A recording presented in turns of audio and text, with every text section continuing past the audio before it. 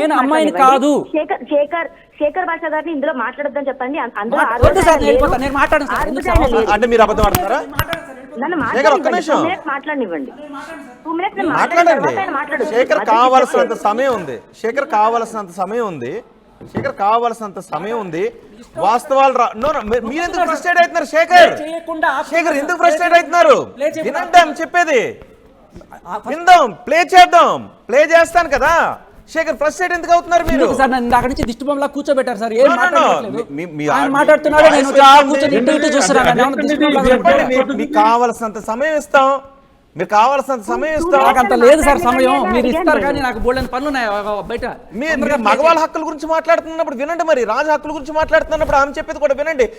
అంటే శేఖర్ మీరు చెప్పింది మాత్రమే వినాలా? లావణ్య చెప్పింది వినలేమా? శేఖర్ సేపు నుంచి చూస్తున్నా సార్. ఇట్టా చూస్తున్నా.